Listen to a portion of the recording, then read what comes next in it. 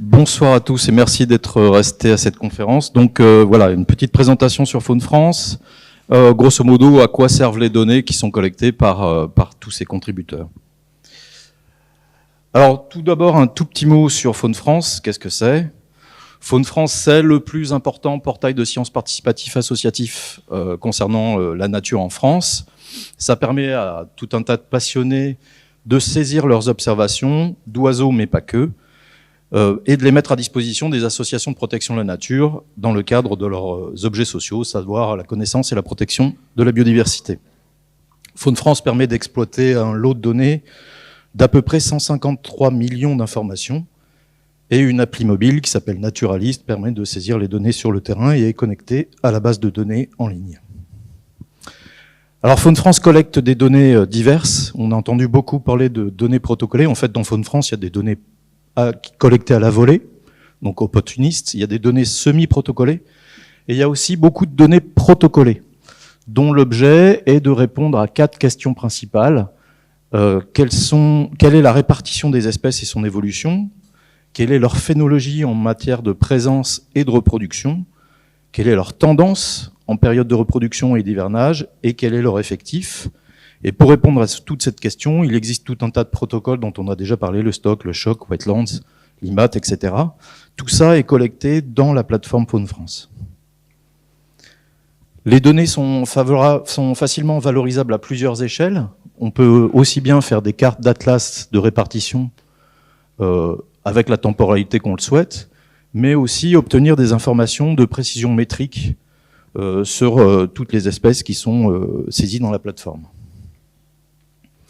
L'engagement autour de Faune France est impressionnant, puisque le temps global de prospection pour l'année 2024 est évalué à 233 000 jours de prospection, donc pour ce qui représente à peu près 1030 équivalents temps plein, pour une prospection globale de 13 millions d'heures depuis le lancement de du portail. Nous avons par ailleurs collecté 2 millions de listes complètes. Alors, j'ai noté la perfide allusion de nos amis wallons ce matin. Donc, je vous invite, chers Français, à relever le gant et à ressaisir davantage pour qu'au prochain CFO, on puisse avoir une petite revanche. Alors, voyons un petit peu les différents types d'utilisation. Je les ai classés en 2 parties, la connaissance et la protection. Vous allez voir, parfois, c'est pas très étanche. Ça va être une petite énumération, mais ce sont quelques exemples seulement de ces types d'utilisation. En matière de connaissance, 3 niveaux d'information, le niveau européen, le niveau national et le niveau local. Pour le niveau européen, Faune France est la contribution nationale à l'Eurobird Portal, qui est donc un portail européen qui centralise les informations de 81 institutions et de 29 pays différents, qui permet de visualiser, quand ça marche, la migration, ça marche pas, bon, c'est pas grave, la migration des oiseaux en temps réel, mais la base de données qui est derrière sert à d'autres projets que ce programme de restitution un peu ludique. Notamment, actuellement, il y a beaucoup de travaux sur la modélisation de la contamination de la grippe aviaire et sur la détermination de hotspots et leur comparaison avec les sites protégés mis en œuvre à l'échelle européenne. Faune France est aussi la contribution française pour un autre type de portail, cette fois qui concerne le massif pyrénéen, dans lequel collaborent nos amis espagnols et nos amis andorrins, qui permet donc la cartographie de toutes les espèces de faune à l'échelle du massif.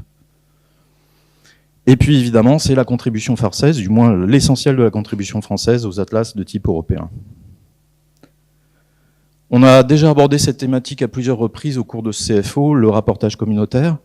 L'essentiel des données de répartition qui sont utilisées dans l'évaluation de ce rapportage proviennent de Faune France et de la masse d'informations collectées par les observateurs. Faune France est aussi un outil qui est directement connecté au portail Oiseaux de France, donc l'atlas dynamique en ligne, qui permet donc une actualisation en temps réel de la cartographie des espèces et qui permet donc une visualisation de l'effort de prospection, facilitant ainsi les démarches d'atlas. Enfin, c'est une matière riche en informations qui permettent des types de restitution d'un nouveau genre, l'Atlas de la migration, publié par Louis Salé et Jérémy Dupuis récemment, dans le cadre d'une collaboration LPO-CRBPO, a permis la réalisation d'un travail qui était jusqu'ici impossible. Et enfin, la standardisation des données collectées sous forme homogène, conforme, dans une base de données propre, permet la réalisation de bilans facilement accessibles pour la restitution des données aux contributeurs et ainsi leur faire un retour qui permet de mobiliser un peu plus l'effort de collecte de données. Donc vous avez ce type de publication très régulièrement émis par les LPO notamment. Autre type de contribution nationale qui n'est pas des moindres, c'est la contribution au système d'information sur la nature et les paysages et l'inventaire national du patrimoine naturel, pour lequel la contribution nationale est d'environ 2 millions de données par an. Mais cette contribution nationale est alimentée en plus par des contributions régionales qui concernent plusieurs millions d'informations annuelles. Autre élément, autre volet lié à la connaissance, c'est le soutien à la recherche.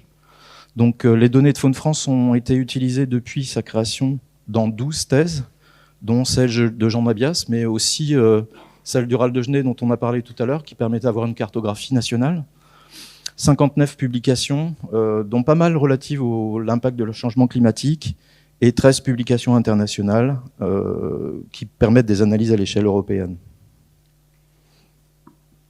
Enfin, Faune France accompagne des gros projets, type Safe Line for Birds, qui est un projet qui vise la neutralisation des zones prioritaires des 800 000 km de lignes électriques, visant 13 espèces sensibles et qui a permis la création d'une carte de sensibilité nationale par rapport à ces espèces. Au niveau local, cette fois, les valorisations sont encore démultipliées.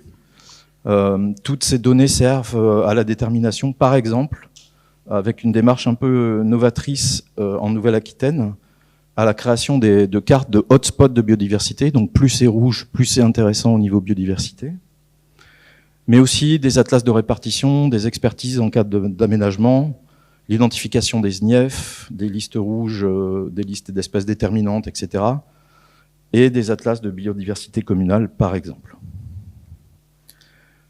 En ce qui concerne cette fois le volet protection, un des volets vraiment très très importants de Faune France, c'est de mettre à disposition des données qui soient utilisables dans le cadre de la protection des espèces, et notamment des espèces protégées.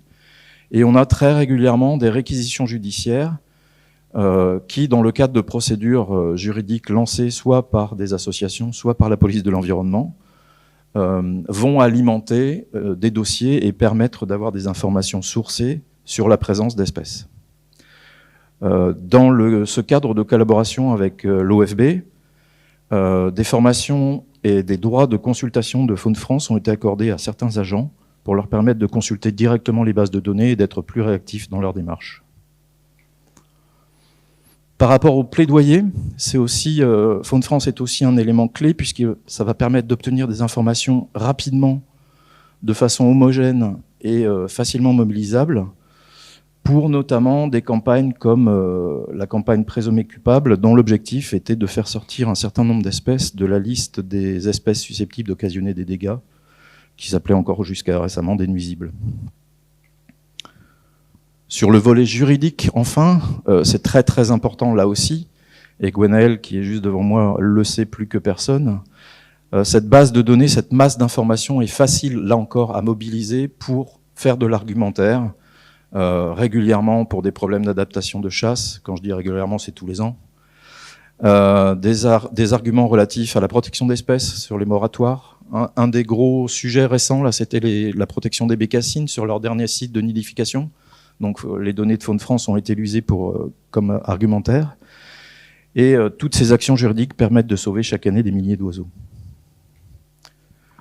Le porter à connaissance est aussi un élément important. Mes collègues du service connaissance travaillent et ont travaillé sur des questions de phénologie de reproduction des espèces qui vivent dans les haies et dans les buissons, notamment pour contrecarrer des tentatives de modification des arrêtés préfectoraux de date d'entretien des haies pour éviter que les nichés soient broyés. Donc là encore, le fait de collecter vos informations, de mettre des codes Atlas, qu'elles soient précisément localisées et datées, nous permettent de les mobiliser en un temps record pour pouvoir intervenir rapidement. Enfin, et ce n'est pas les éléments les plus négligeables, Faune France contribue systématiquement aux plans d'action nationaux, donc Râle de Genève, Puffin des Baléares, les Pigargues, donc une dizaine, au plan national de gestion pour les limigoles, et puis à l'élaboration des listes rouges, qu'elles soient régionales ou nationales. Et je terminerai avec un exemple très concret d'utilisation. On a parlé juste à l'instant d'hirondelles et de martinets. La localisation précise des bâtiments hébergeant des colonies permet d'établir des cartes qui sont intégrées dans le cadre des schémas d'aménagement et de rénovation énergétique des bâtiments. Les programmes ne peuvent plus prétexter de la méconnaissance de la localisation des colonies et sont donc obligés d'intégrer la préservation de ces espèces dans le cadre de leurs travaux. En guise de conclusion, voilà les types de requêtes qui sont demandées en matière d'exportation de données pour Faune France à l'échelle nationale. Donc les plus importantes sont des demandes pour des travaux académiques, des publications, des enquêtes, des inventaires, des suivis, des analyses d'impact, de pression, etc. Sachant que ça, ce sont les demandes nationales et que pour ce qui va être de la conservation d'espaces très localisés ou d'intervention, c'est plutôt les structures régionales qui sont sollicitées pour faire les exportations. Et enfin, tout simplement, contribuer à Faune France, c'est, comme vous l'avez compris, c'est soutenir les actions juridiques des associations, c'est aider à l'évaluation des politiques publiques, c'est faciliter la connaissance du patrimoine naturel et surtout favoriser la protection concrète des espèces et de leur milieu. Donc je vous invite vraiment à nous rejoindre si vous n'êtes pas d'ores et déjà des contributeurs à Faune France. C'est facile à utiliser, c'est fun si vous avez l'application Naturaliste de saisir sur le terrain. Vous pouvez aussi nous retrouver sur Faune France via les réseaux sociaux. Voilà, ça ce sont la liste ce sont quelques logos des associations qui sont partenaires de la démarche, puisque je ne l'ai pas signalé, mais c'est une démarche pluri-associative dans laquelle on trouve actuellement 150 associations contributrices. Je vous remercie pour votre attention.